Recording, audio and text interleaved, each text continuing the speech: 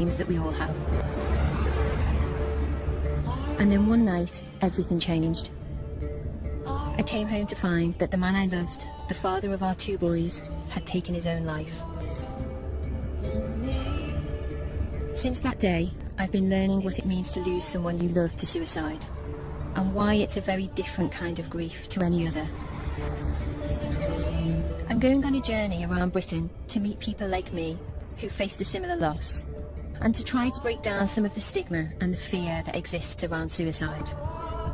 Because if there's one thing I've learnt, above all else, it's that we have to talk about this.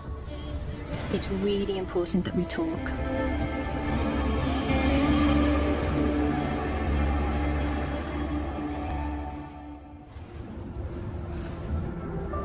You may not know this, but there's around 6,000 suicides a year in the UK. And every year, there are thousands of people like me who are left behind. And we often feel isolated, as if we shouldn't really talk about what's happened. Luckily, I have a family for whom talking has never been a problem. Since my partner Mark died, every Sunday my mum Jenny comes round to my house in Birkenhead to cook lunch for the whole family. The more concerned she is about us, the more food we get.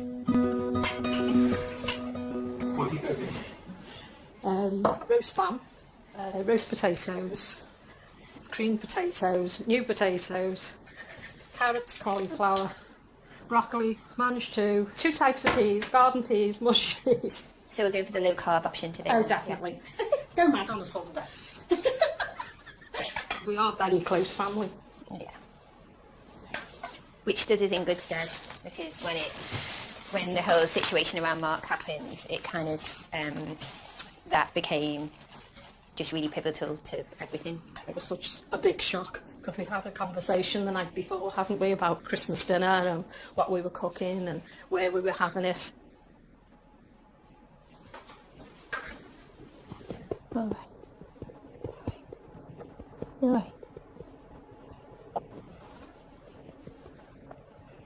Come on, dip your crown into the peas. A lot's changed in the last 11 years. Oh, yeah, good, thanks. I didn't have a career then. Hi, how are you doing? I work in the art world now. I've got a new partner, Dwayne. And my youngest son, Benjamin, is 14 years old. He was 3 when Mark died. Alexei was 13. He's just turned 25. Yeah. We often talk about Mark. We want them to remember him positively and not just because of that one night. We wanted the boys to grow up and for it to be about how Mark lived and how funny he was and how he thought he was an amazing cook and he probably wasn't, and how he thought he was an amazing musician and he probably wasn't. Musician, yes. But we wanted it to be about that, didn't we? We didn't want it to just be about... good memories, not about... Well, not just about how he died. It was really important. It was how he lived. Thank you. Dwayne, where are you going in between the kids? I'm going in between the kids. When this happens to you as an ordinary person, as an ordinary family, very, very quickly you become aware of the stigma attached to somebody taking their own life. There's lots of people that don't know how to speak to you. There's lots of people who treat you differently. Does anybody else want mushy peas? I think the only way that we can help to challenge the stigma and deal with the legacy of this is to be really honest and open. And I'm kind of hoping that that's what me talking about my experiences is going to, in some very, very tiny way, help to achieve.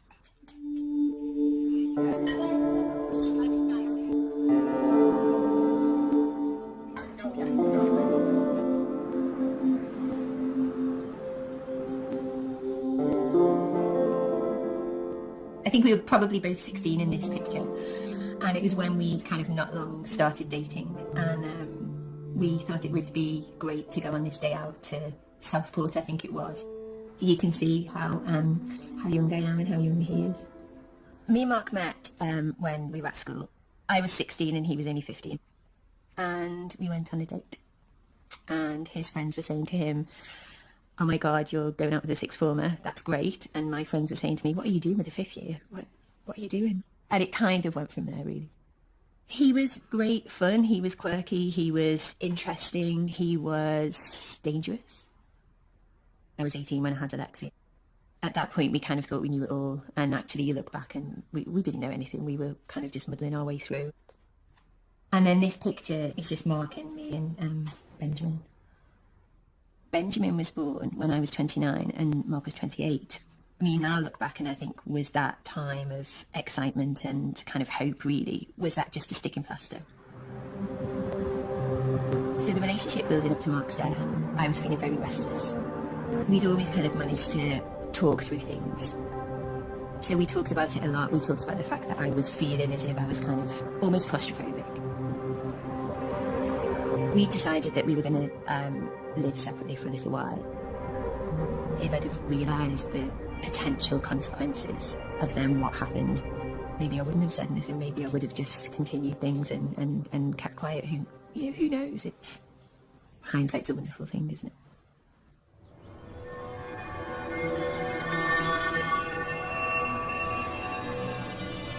This is the park that we used to come to a lot, and the house where Mark's death occurred is actually just over the way there. I haven't been back here for years. It's mixed emotions, definitely. On the day that Mark actually died, I had just started a new job. The boys went off to school, and Mark normally left just before me, but actually I left first that morning. In the afternoon, I got a call from Mark's work saying that he hadn't turned in. And it wasn't until 6 o'clock that I actually managed to get hold of him on the phone. And he said, "Remember that I love you. And look, I'm really, really sorry." And I thought that he was apologising for the fact that he hadn't gone to work. I collected the boys from my mum's house and drove home. I walked up the path, put the key in the door, opened the door, and then as I opened the door, I could just see his outline. And at that point I realised that in fact Mark had hung himself in the hallway. And behind me I could hear the boys laughing. It was the most unreal, surreal situation. I find it hard to describe it really, because it was just something that never ever enters your head in your wildest imagination.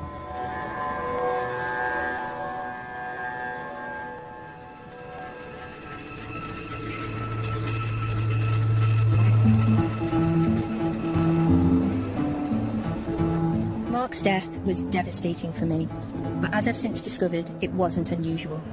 4 out of every 5 people who take their own lives are male, and suicide is the biggest killer of men under 50 in Britain. But I didn't know any of that 11 years ago. I was just one of the many people left in shock, with very little guidance about where to go or who to talk to. It wasn't until about 9 months after Mark died that one morning I woke up and I felt very disorientated. I felt as if I didn't know if I wanted to sit down or stand up or eat or drink, or just felt very, very disorientated. Fortunately, I found a support group known as SOBS. At first, when I saw the acronym of Survivors of Bereavement by Suicide, I genuinely didn't know what to expect. I think for me, when I lost my son, and I look back now, and they were very dark days, and I was just desperate for help in how to deal with the feelings, the emotions, the unanswered questions. And I get loads of support. I've got wonderful friends and family. But sometimes I think, do they really understand us? Do people understand? Because I think that death by suicide is horrendous, and it's worse than any other kind of death, I think. Well, I used the word a few years ago, but a tsunami of grief hits you. Yeah. You think you're doing all right, you're having an all right day, and then wham. Yeah. And some of the people here have been coming to the support group for many years. Others, like Rebecca, are much more recently bereaved. I can't understand why my husband's left my children, and I see the pain in their faces. Yeah. I don't know how you can write a letter to your children and then take your life. How old are they? 14 and 18. How long has it been? 5 weeks. It's just very recent, isn't it? Yeah. I feel guilty in that I should have recognised that he was in that dark place. And I feel that partly responsible for not perhaps understanding when he was a bit low, but I never thought he'd ever do this. My son, there were no signs whatsoever. No. As a mum, you question yourself, like, have I been a bad parent? What have I done that's, made him do this? But there were no signs. It was just like that. I remember going to the group. Losing someone in this way is a very specific type of bereavement. We experience emotions that are very specific to suicide. And it doesn't follow a natural pattern. There's no book that is going to say to you, you're going to go through this process, your grief is going to follow this path, and this is what you're going to experience at this time. It's literally that you can feel different emotions from hour to hour, from minute to minute sometimes. It is different. And that you can go for a little bit and you're all right, and then all of a sudden it smacks you again. What you're supposed to do is you stay in bed all day and just hope it's all going to go away. You feel like that? Because believe me, I do. And yesterday I thought to myself, what is the point? What is the point to all this? There's something about being bereaved by suicide and the fact that that person that you loved and that you knew, or you thought you knew, has taken their own life by their own hand. Coming to terms with that can be very, very difficult and can be a very long road. If my husband had had a heart attack, been murdered, knocked off his bike, although it would have been desperate, I could perhaps, it was out of his hands. But it's the thought that morning, he got up, he made me a cup of tea in bed, he had his breakfast, he washed his dishes, he emptied the dishwasher, he drove to work, and 3 hours later he was dead.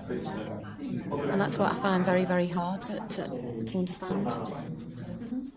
Grief is unbelievable. I can't tell you how painful the grief. It's like you've ever lost your wallet, or something happens and you get a shock, and your heart stops. That's it, but it's constant. And I want the world to stop, but it's not. It's carrying on, and that's it's very, very, very, very strange. When you openly talk about suicide, people are frightened of it, and that's not because people don't necessarily want to understand it. It's because for a long time those conversations haven't been happening. Sobs is just ordinary people who have been bereaved in the same way, who are willing to come along and share their experiences. We are trying in our small way to deal with the taboo of this subject. One of the questions that haunts you after suicide is why. Mark hadn't shown any obvious signs of depression, and like most people who take their own lives, he didn't leave a note. I've come to Glasgow University to meet Professor Rory O'Connor, one of the UK's leading experts on suicide, to see if he's got any answers for me. What a place to work. It's absolutely gorgeous. Great to meet you. Nice to meet you. So, we take a wee wander around. Yeah, great. For me, the big question after Mark died was, why did he take his life? Our research can never answer the question of why a particular individual. So, for example, we can't answer the question, sadly, of why Mark took his own life. What we try and do is understand the common features of the suicidal mind. We speak to people who've tried to kill themselves. They try and understand the sort of factors which led up to why they attempted to end their own lives. And it's not a selfish act. Suicide is not a selfish act. It's an expression of unbearable pain. People take their own lives often not because they want to kill themselves, but because they want the pain to end. We talk about this constricted thinking, this tunnel vision, this tunnel logic, so that the person maybe is not necessarily looking outwardly distressed, but has decided themselves that for whatever set of reasons, and usually complex reasons, I'm going to kill myself. In a way, that's the end of their problems, because in their mind they found the solution. Professor O'Connor and his team have conducted tests with over 2,000 people who've attempted suicide.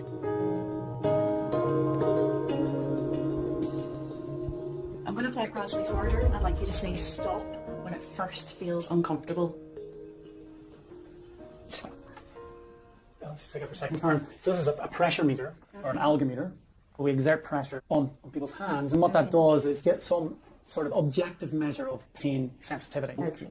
Because what we think might be going on is that people who attempt suicide have a higher pain threshold. They can put up with more physical pain than the average person. Yeah, so this is a measure of pain tolerance. Okay. Stop when you feel it's becoming too uncomfortable to continue. Stop. The pain threshold test is one of many conducted at the lab, from which Professor O'Connor has built up a picture of the common factors that can lead to suicide. But this is us trying to piece together the sort of pathway to suicide. How is it that some people develop suicidal thoughts and others don't? And so what we think is vitally important is if you're feeling defeated and humiliated and you feel that you can't escape from that, you feel trapped, you're much more likely to become suicidal. In particular, this sense of being trapped. So if you've got that defeat plus the feeling of this conical, constricted view of the world, then that seems to be a pretty kind of lethal combination. Absolutely. I'm just wondering, when you're looking at things like entrapment, it must be such a subjective thing. How do you even start having that conversation? Well, what we use are established questionnaires, which I'll just show you. It's 16 questions. And crucially, we don't just look at one question. They come together into an overall score of how trapped you feel. So we've got, I have a strong desire to escape from things in my life. I feel powerless to change myself. I would like to escape from my thoughts and my feelings. They feel like very, very poignant questions. Do people sometimes find them very difficult to answer? We've been doing this work now for 20 years, and in general, people are really glad that somebody's asking about them and trying to understand why suicide happens. Professor O'Connor's commitment to answering that question is more than just professional. Like me, he's lost someone to suicide.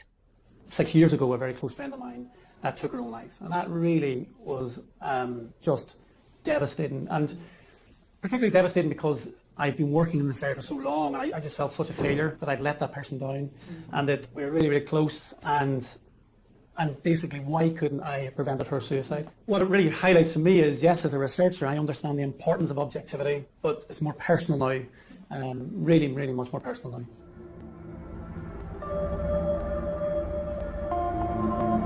When Rory described how in the suicidal mind, that constriction of the worldview and how problems that you or I may consider as small may be magnified within that constricted view and may seem insurmountable.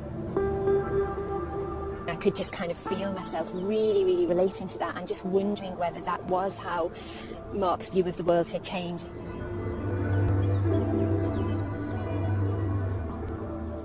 It's really got me thinking about it in a completely different way, in a way that I haven't thought about it in 11 years. For people like me, who've lost a partner to suicide, one of the biggest problems is how you explain what's happened to your children. This is a picture of Ben, and it's when he was about 2.5. And he's got his buggy here. He used to love pushing his buggy. Not a care in the world. Benjamin's questions used to be, why did Daddy die? So we had that question quite a lot. When is Daddy back? When is Daddy back? When is Daddy back? And he would say that over and over again, and I would then have to answer him each time saying, Daddy's not coming back, Benjamin. And then there's another picture here that's a little bit later. This was done in 2009. And then at about 5, I think it was, instead of saying to me, why did Daddy die? He said, how did Daddy die? So that one word completely changed the question. So I said to him, do you know when Mummy tells you that you can't tie a scarf around your neck tight? Why do I tell you that? And he said, because it'll stop me breathing. And I said, well, Daddy knew that if he tied something very, very, very, very tight, that it would stop him breathing and he would go to heaven. So that's what happened to Daddy. And he said, okay. I just remember that moment. It took me a few minutes to get myself together and be able to actually look at him. My fear for the boys was that although I always wanted to talk very openly about their father with them, I also didn't want it to become an option for them. So it continues to be a very, very fine line between having the conversation that I feel very strongly should happen, and yet not having the conversation to the point where it becomes so normalised that it becomes like an okay thing to consider.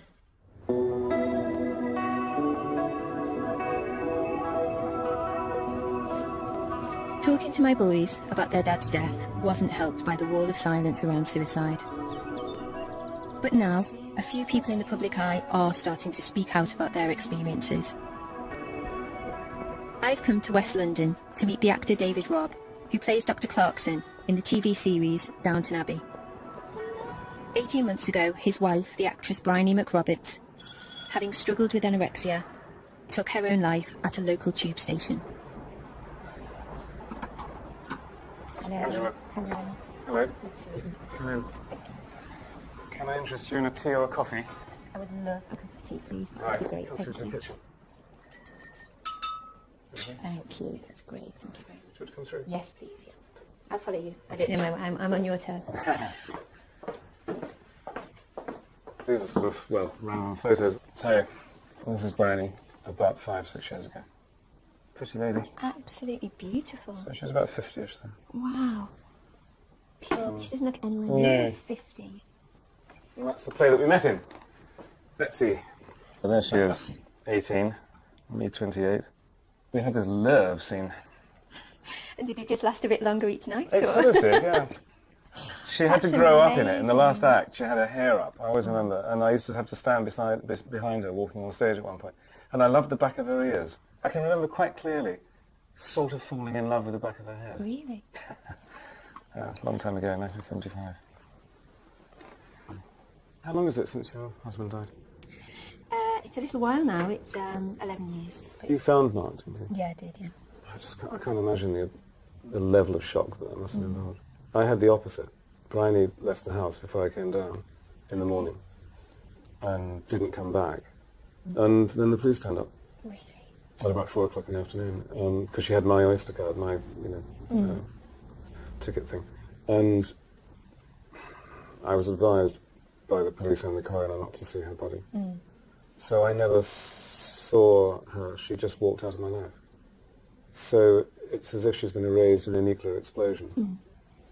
Yeah. That's a very weird thing. And when I think of the memory, the physical memory and the smell of her and the back of her ears and all of the things that made her unique are no longer exist. How? Because I touched them for 38 years. And that's difficult. Very difficult.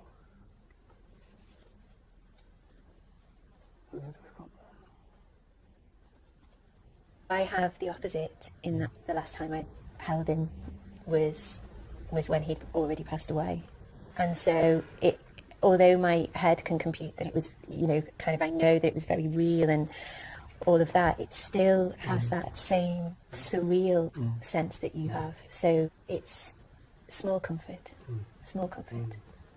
It must have been so difficult for you to go through such a private time so publicly. It exploded in the media. Yeah. Only for 24 hours, but it was huge. Yeah. And you suddenly realise that it wasn't just the people that you invited to the funeral that were going to pitch up. There were going to be hundreds of other people. Yeah. And in some ways that was rather magnificent. It was stupendous. And if she'd seen, everybody said, God, if she could see. Yeah. Yeah. I had a supermarket thing where a total stranger came up and said, I'm so sorry. I just want to say I've always used to see you and your wife in here on a Saturday morning, and I know what happened. I'm just so terribly sorry. Well, that's very touching as well. Yeah, of course it is. For me, 18 months was a really difficult time because it felt as if everyone else's life was carrying on. Well, everybody else And I gets think used that's to it. what I found. And they I should, found difficult. because it's quite right that people are getting on and not forgetting, but it falls into some kind of perspective. But it's not really falling into perspective for me. Yeah. You kind of think, so who was this person that I was with? Because she wouldn't have done that.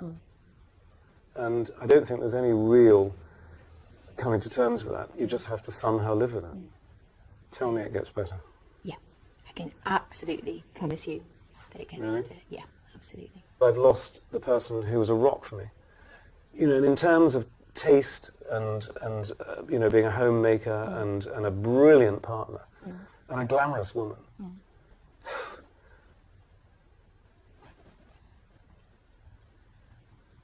Okay. Unbelievable.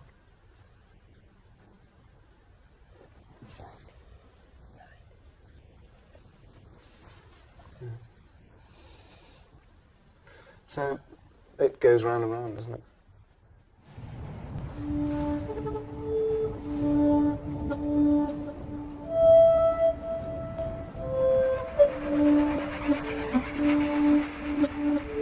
Meeting David has taken me right back to where I was 18 months after Mark's death, when I was still lost in the sense of utter disbelief that the person I thought I knew could take their own life. It makes you feel as though you'll never be able to fully trust anyone or anything ever again. When you're in that place, it feels impossible that you can ever rebuild your life. But my experience is that you can, if you can talk about it.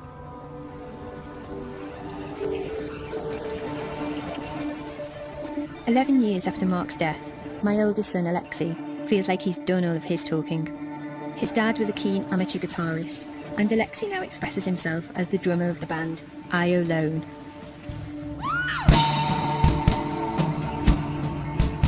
His brother Benjamin and I, of course, are his biggest fans.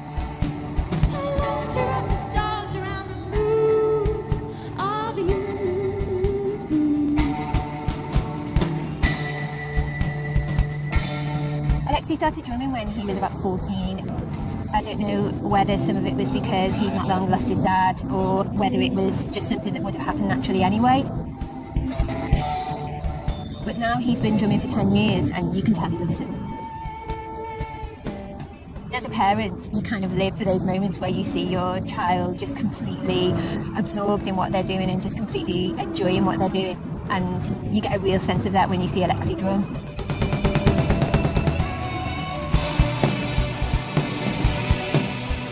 When he first started playing gigs, it was really, really difficult because when I used to go and watch him play, and it's kind of still the case now really, you do kind of wish every time he's on stage that his dad could see what he was doing really, because I think he'd be so proud of him.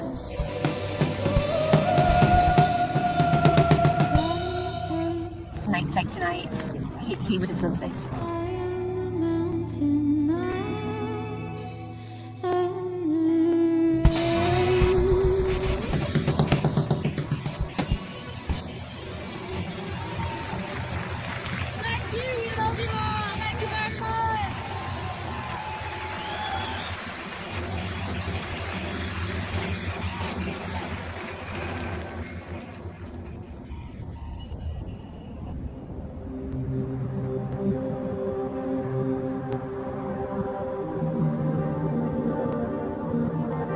I understand now that there was a part of Mark that couldn't share how he was really feeling with us, his family.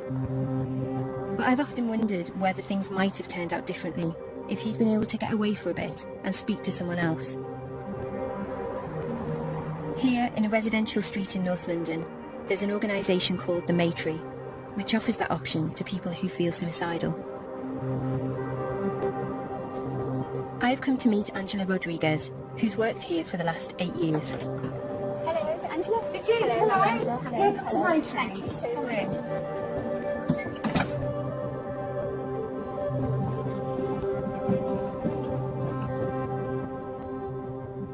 So, Angela, when people come here, what are they coming here for? Because it's quite a special place, isn't it? It is. A lot of our callers will have been Googling ways to kill themselves.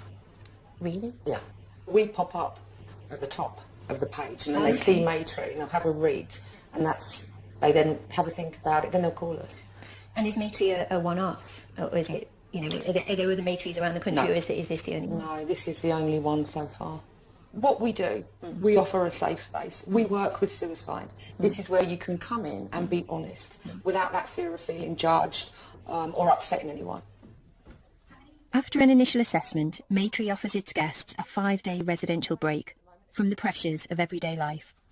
So on this floor we've got 2 bedrooms and a bathroom, and this is one of our newly decorated rooms. So they're spacious and they're airy. Wow. This is lovely.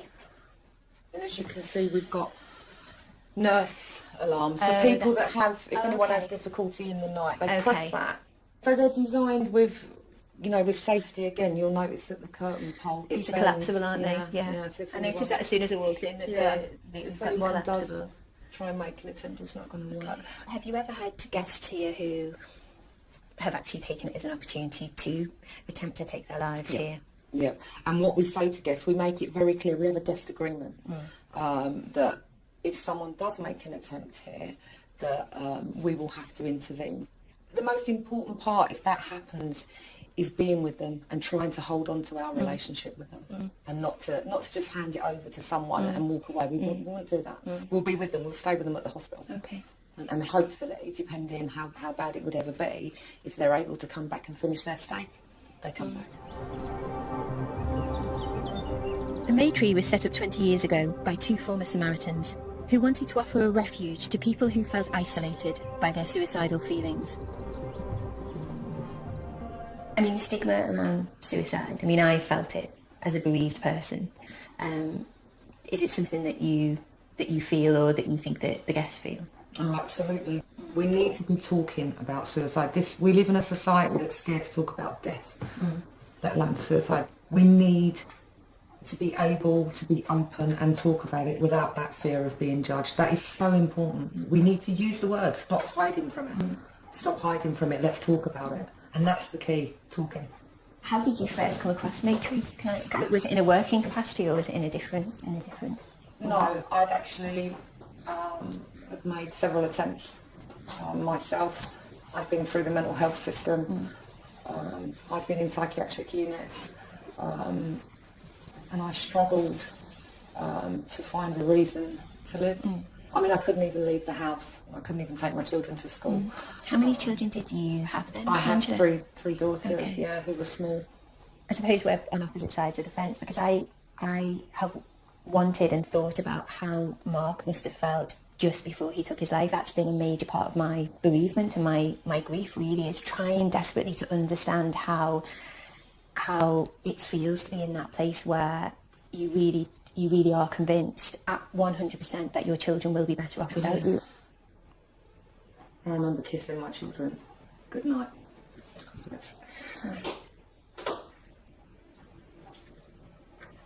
Sorry. Okay. And just thinking that they would be better off. That they would not have to watch their mother. Not cope. You are in a box, whichever way you turn. It's just blackness all around you. It's almost like being in, I remember time thinking, no, come on, there must be a way. And it's like being in treacle. You cannot move, you're rooted, and the world's just whizzing past you.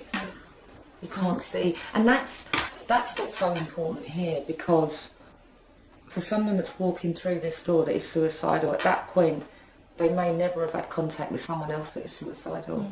So when you see guests sitting down and talking, that also enables them to see that, wow, it's not just me, other people do suffer. And around this table, the conversation, it can just happen. It's very organic, it's very natural. It's just been wonderful to see this today, because you're doing amazing things here. Thank you.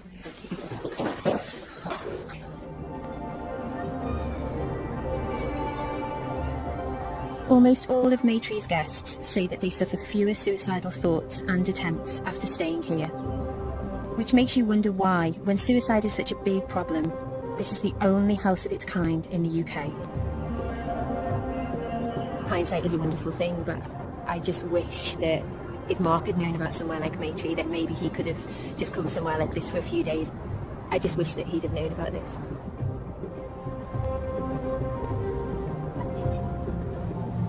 If the stigma around suicide can make it difficult for adults to talk about it, imagine what it's like being a child.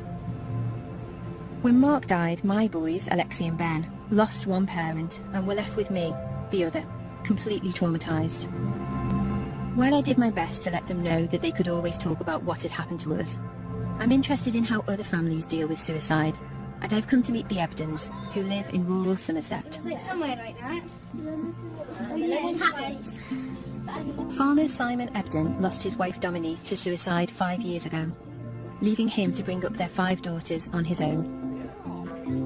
3 years ago, he met his new partner, Vicky. Where should we put it? Here we are. I know. There we are. There's yours then. Do we need a bigger tree? Yeah. To fit it all on? They've kindly invited me to their home a few days before Christmas. Hello, hello. It's nice to meet you. Come through, and then you can meet the family. So, hi girls. Hello. So this is Rosie. Hello, Rosie. Nice to meet you. This is Molly. Hello, Molly. And that is Izzy. Izzy. And there's Charlotte. Great to meet you. You're Em, aren't you? Just wanted all your pictures. They're gorgeous. Vicky came to live with the Ebdon girls 2 years after the death of their mum, Dominique. When you first became part of the family. You weren't just dealing with Simon's grief, you were dealing with the 5 girls as well, and the baby was a baby. There were days when, you know, Mum's name would be mentioned and they would get upset, and Simon he would cry all the time, and the girls they just couldn't bear it. So it stopped them from crying. So they were too scared to cry because it would make Simon cry, and then it was just a vicious circle. I've come from a family where we do a lot of talking. I think it's important that if you have something inside you, that you let it out. Vicky contacted Winston's Wish, a charity which works with bereaved children, including those who've lost their mum or their dad to suicide. So when you went to Winston's Wish, tell me about that. They talked to us and told us about like the camp that the weekend we went, and then we went to it, and it was really fun because it wasn't actually much talking. It was, but they tried not to make it like upsetting. Yeah. We like had on the first day we did loads of activities like archery and we were in like groups. Each of us were in a different group. We did all the games first, so that I think it was like a trust building thing. Yeah. And we all sort of like learned a lot about each other. Yeah. It sounds like stupid stuff, but No, but it doesn't matter. But you got to know each other first as kind of people. It was good because you realise that you're really not the only one. Yeah. Okay. Like, even though they say that you're not, like, you don't really know anyone. But then you go there and everyone's in the exact same boat. You struggled, Shard, didn't you? You found it really upsetting. You didn't like it. No. You know. She still doesn't like it. Still doesn't like talking to me. Tell me why. I just don't think I want to. Okay. It's not that I don't want to. I don't mind talking about it. It's okay. It's just, it's upsetting. Yeah. This is Dominic. Let's have a look at this one. This is your one. Is this This the one is that on you... holiday. This is the one that you... Do you have this one in your bedroom? Yeah. My boys have pictures of their dad in their bedroom too. This is quite a nice natural photo, Yeah. which we only found a few days ago. Dominic was my best friend, person I loved. She was everything. Fantastic mother, you know. You never think she would do anything like that, you know. But obviously she was in a bad place, you know, and was just, couldn't take it any longer.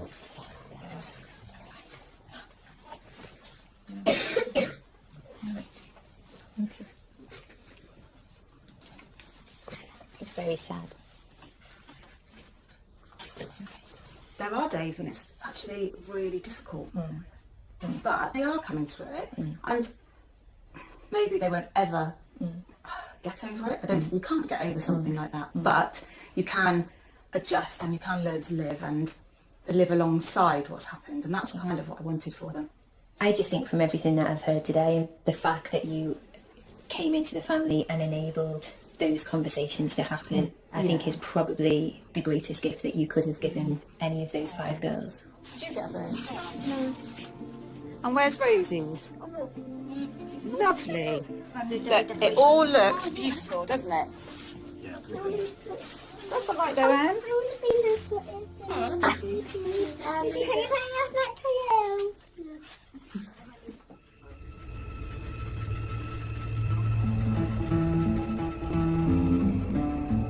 Before I go home for Christmas myself, I'm heading to Norfolk to meet a woman called Jackie Page. I think going to see Jackie today is going to be really difficult out of all of the people that we've met. Jackie has had to deal with one of the most tragic aspects of suicide, that those left behind are sometimes at risk themselves. 24 years ago, her husband Rod took his own life. 7 years ago, her son Simon did the same. Today is going to be me facing my worst fears, really. So it's going to be a tricky one, I think.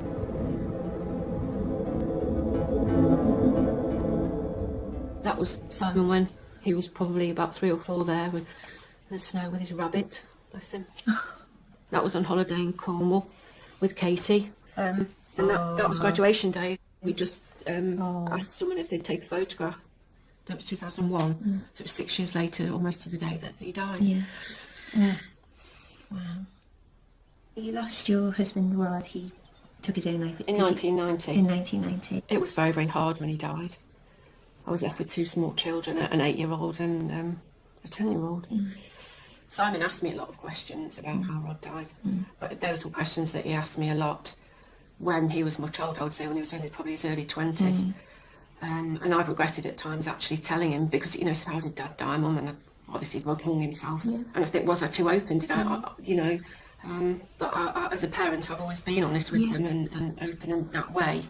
He went down to London. He wanted to go into finance. And then his troubles began, really. He'd ring me virtually every day. He'd got anxiety and stress with the job, and he started to become ill. But anyway, he came home, and even though he was so ill, we had 6 amazing months, really. And I'm grateful that I had those 6 months with him. The day that Simon died, I came home, I walked in the house, and his boots were by the door, and I sort of, the light was on at the bottom of the stairs, and I just, he was there, hanging at the top of the stairs. I just went absolutely hysterical, and I remember holding him. It was just totally horrendous, absolutely horrendous. I mean, for me, listening to you now, it is. I knew today was going to be difficult, because. Are you all right? Yeah. My worst fear is that, you know, one of the boys would do the same thing. It really is my worst fear. You can't go through the rest of your life thinking that my circumstances aren't necessarily going to become your circumstances. And there's no guarantees, is there? No. But if you keep talking to them, and I think that's the thing, really. You know, you keep having the conversations, don't you? And you keep kind of, you know, you keep the lines of communication open. Yeah. And so, where are you at now? Where am I at now? Yeah. I'm at acceptance with it. I don't want to accept it, but I can't change it. And I think when I got to about 2.5 years after Simon's death, I reached it. I used to go to his grave every day, but then I got to a stage when I was thinking about moving to Norfolk, and I just thought, you can't continue like this. You've got to change. And Norfolk's been a turning point for me. Really? I love it down here.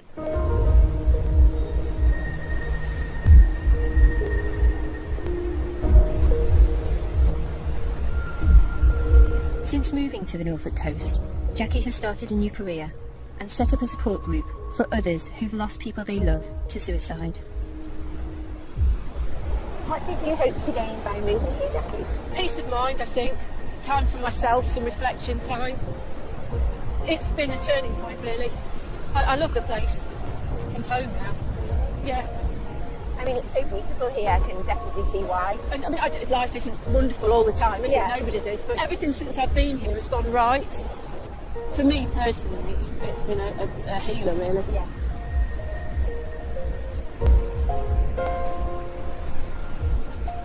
I knew today was going to be really difficult. Once Jackie started to talk about Simon, you know, losing her son, I knew it was going to be emotional. But I think that, yeah, I kind of hadn't realised what an impact that was actually going to have on me.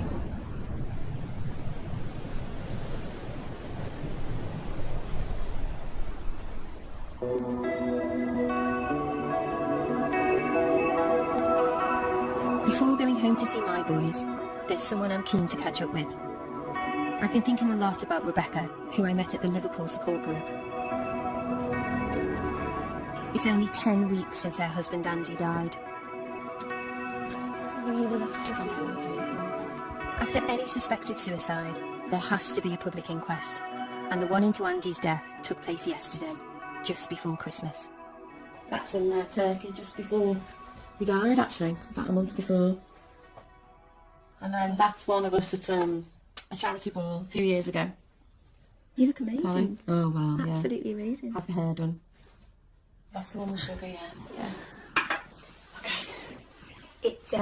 It's so lovely to see you again after I met you in the support group. And yesterday was the inquest. A particularly difficult day. I was a little bit disappointed that it went ahead with only being 3 days before Christmas. Yeah. I asked if it would be postponed because the children are on holiday from school. They're not little, but even so, you have to consider them, don't you? Yeah. And did it last for a long time? The session. How long were you? Gosh, it must have only been about 30 minutes, if that. It just felt as though we were dealing with, I don't know, a parking ticket or a shoplifting offence or something. And I don't agree with it being open to the public either. I can't understand why He wasn't a criminal, he'd done nothing wrong. You know, he hadn't hurt anybody else. But yes, it's such a private thing that becomes so public and you have no control over. Yeah, that's right. So did they go through the events of the day? They went through obviously the date and the time he was found, who found him, who identified him. And then they went into the cause of death. But they went, and that really upset me, because I burst into tears, because they went into detail about the rope around his neck. Apparently he died very quickly.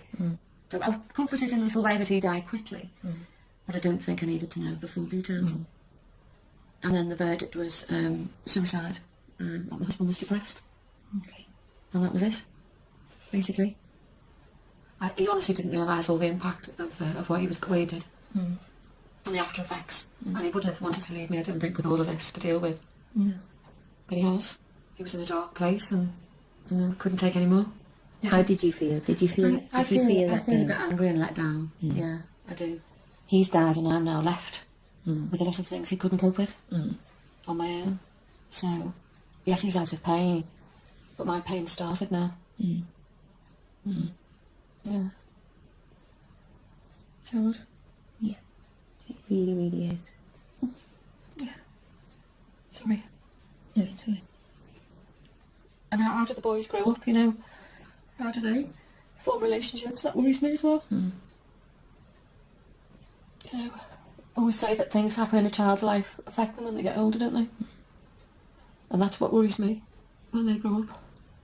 I think that is, for me, you've kind of just hit the nail on the head, really. For me, that is the most difficult part of the legacy of this, really, is we share the same fear, you know. I mean, I have to say, Rebecca, you strike me as somebody who is just incredibly strong. I mean, the fact that we're sitting here having a conversation today and it's the day after the inquest and it's only 10 weeks since you lost your husband. My GP wants me to go in on the 5th of January with a 5-year plan.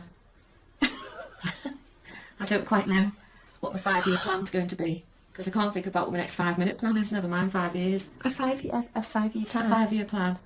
Oh God, I don't think I could even do that now, let alone 3 months after Mark died.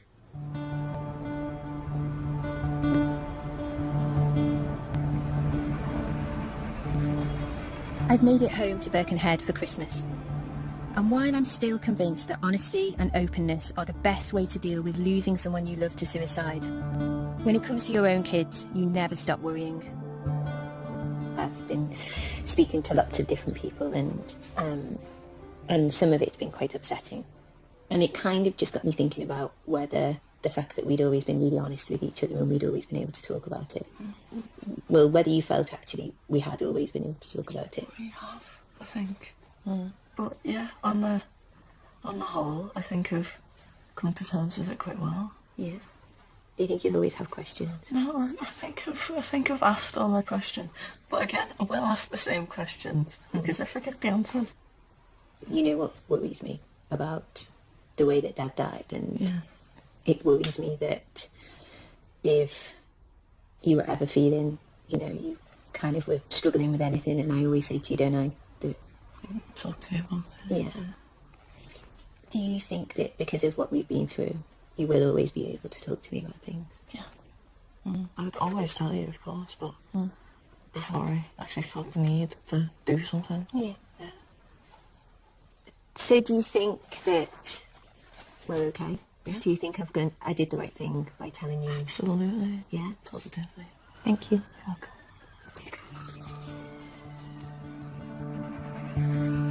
We're not having Sunday lunch this week because it's Christmas, but my mum's organised a Christmas Eve tea. We've got some of Mrs. Bishop's delightful caramel cupcakes. And as usual, there's enough to feed an army. Ham, cranberry, stuffing, almond, plain ham and tomato, and some plain turkey. There you go. Mark's death was the worst thing that's ever happened to us as a family. But 11 years on, like Benjamin, I think we're doing okay.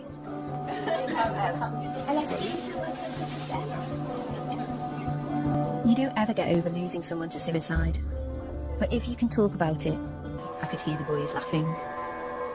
It was the most unreal, surreal situation. I find it hard to describe it really, because it was just something that never ever enters your head in your wildest imagination.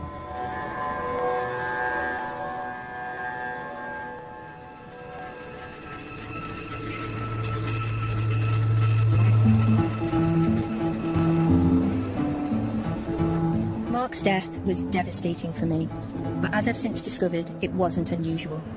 4 out of every 5 people who take their own lives are male, and suicide is the biggest killer of men under 50 in Britain. But I didn't know any of that 11 years ago. I was just one of the many people left in shock, with very little guidance about where to go or who to talk to. It wasn't until about 9 months after Mark died that one morning I woke up and I felt very disorientated. I felt as if I didn't know if I wanted to sit down or stand up or eat or drink, or just felt very, very disorientated. Fortunately, I found a support group known as SOBS. At first, when I saw the acronym of Survivors of Bereavement by Suicide, I genuinely didn't know what to expect. I think for me, when I lost my son, and I look back now, and they were very dark days, and I was just desperate for help in how to deal with the feelings, the emotions, the unanswered questions. And I get loads of support. I've got wonderful friends and family. But sometimes I think, do they really understand us? Do people understand? Because I think that death by suicide is horrendous, and it's worse than any other kind of death, I think. Who treat you differently. Anybody else want mushy peas? I think the only way that we can help to challenge the stigma and deal with the legacy of this is to be really honest and open. And I'm kind of hoping that that's what me talking about my experiences is going to, in some very, very tiny way, help to achieve.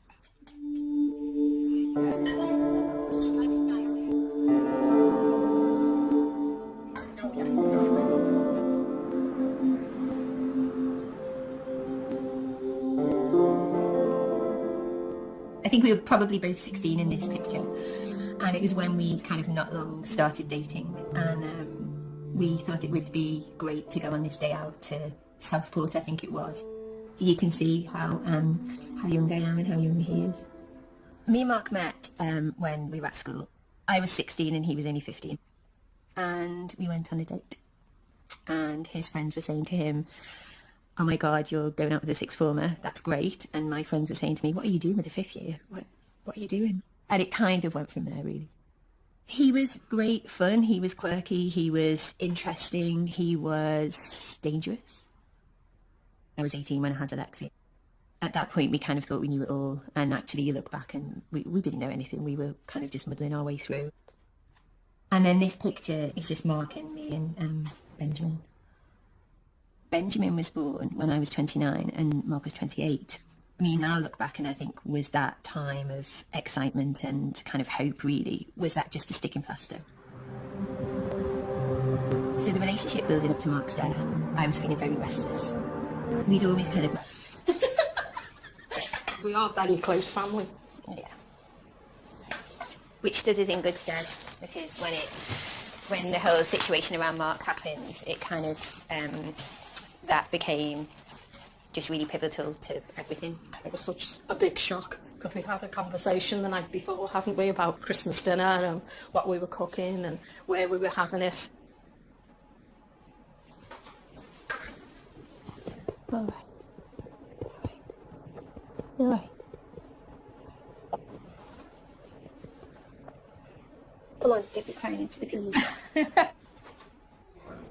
A lot's changed in the last 11 years. Oh, yeah, good, thanks. I didn't have a career then. Hi, how are you doing?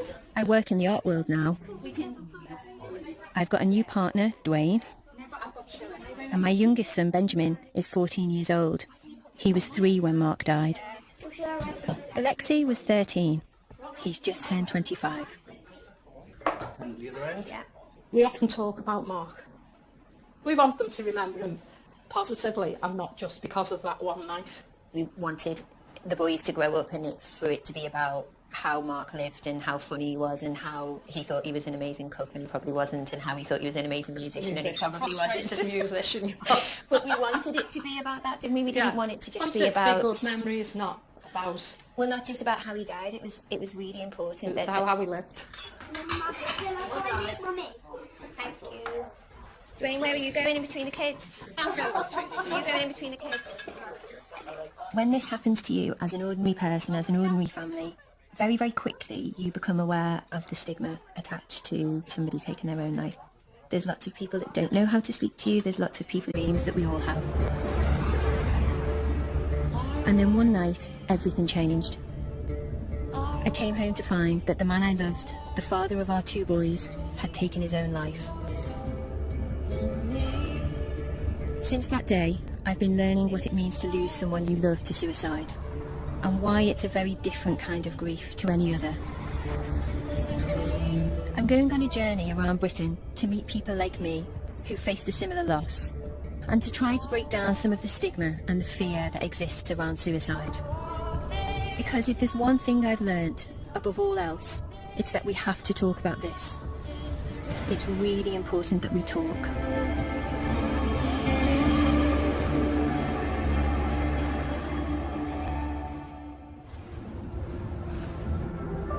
You may not know this, but there's around 6,000 suicides a year in the UK.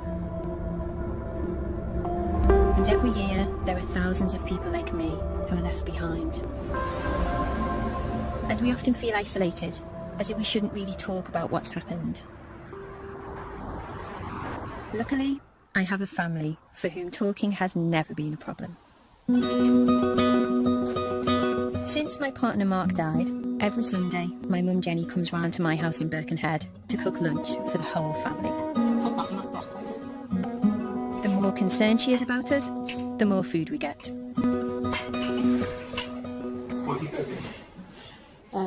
Roast lamb, roast potatoes, creamed potatoes, new potatoes, carrots, cauliflower, broccoli, managed to, 2 types of peas, garden peas, mushy peas. So we're going for the low carb option today. Oh, definitely. Go mad on a Sunday. Managed to talk through things. So we talked about it a lot. We talked about the fact that I was feeling as if I was kind of almost claustrophobic. We decided that we were going to live separately for a little while. If I'd have realised the potential consequences of then what happened, maybe I wouldn't have said anything. Maybe I would have just continued things and kept quiet. Who knows? It's hindsight's a wonderful thing, isn't it?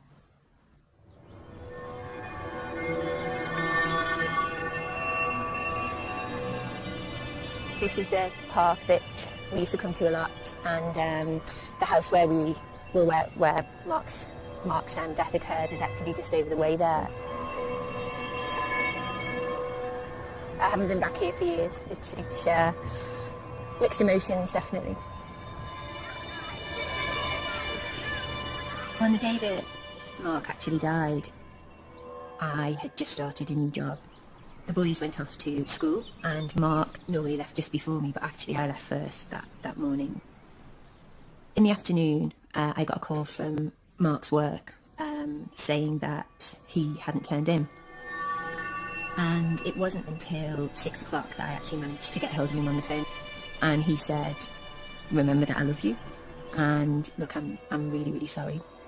And I thought that he was apologising for the fact that he hadn't gone to work. I collected the boys from my mum's house and drove home. I walked up the path, put the key in the door, opened the door, and then as I opened the door, I could just see his outline. And at that point I realised that in fact Mark had hung himself in the hallway. And behind me